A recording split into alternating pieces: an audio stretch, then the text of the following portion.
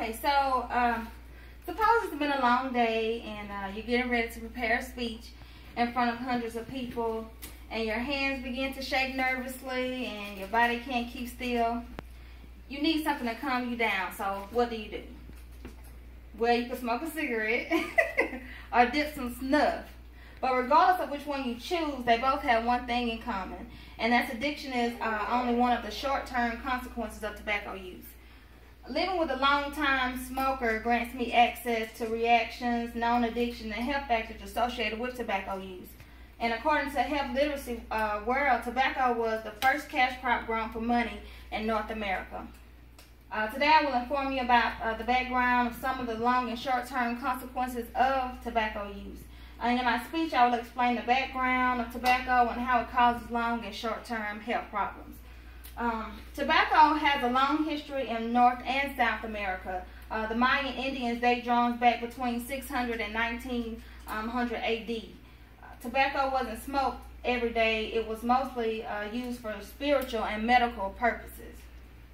The American Revolution against England was also paid for with the help of tobacco, and it was grown by the first president of the United States, according to an article in Health Literacy. As stated in Edition CNN, tobacco was mostly used for pipe smoking, snuff, and chewing, and it wasn't until the 1800s when cigarettes really became popular. After the Civil War, cigarettes became widespread throughout the U.S. With the stretch of what they call bright tobacco, and then it resurfaced again with the first taste of white burley. Information from In the Zone, written in 2011, confirmed that in 1875, the R.J. Reynolds Tobacco Company was founded. Many brands of tobacco were produced, and in 1884, James Bonsack received the first patent for the first cigarette roller machine. Over the years, the use of tobacco became very popular, but with so many people using the plant for smoking and snuff came long and short-term health problems. Epinephrine stimulates the nervous system and increases blood pressure, breathing, and heart rate. And the nicotine also increases levels of the chemical messenger dopamine, which affects parts of the brain that control reward and pleasure.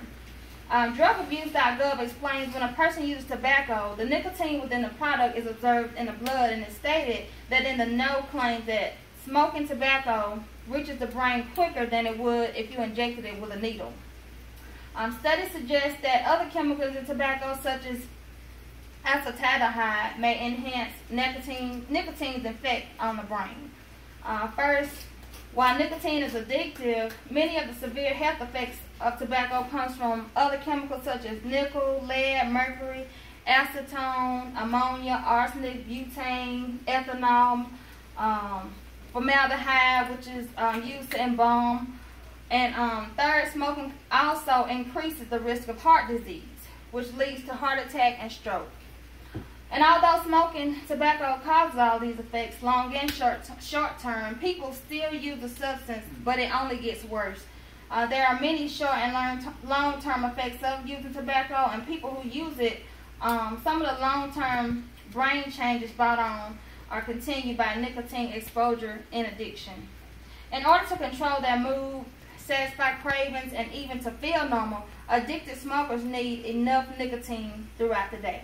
Unfortunately, once a smoker becomes addicted to nicotine, it's sometimes very hard to quit.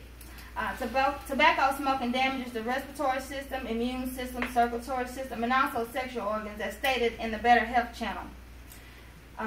In summary, we have discussed the short and long-term effects of tobacco, and though it calms most of its users, it only does so because the subject is addicted. According to Dr. Thomas Friedman, in an article in the Los Angeles Times, smoking is more lethal than what it used to be, and eventually all smokers will die of a smoke-related disease. So, whenever you feel like smoking, don't forget to read the Surgeon General's warning. As stated in an article for the Centers of Disease and Control Prevention, smoking causes lung cancer, heart disease, emphysema, and may complicate pregnancy. So, thanks for your time.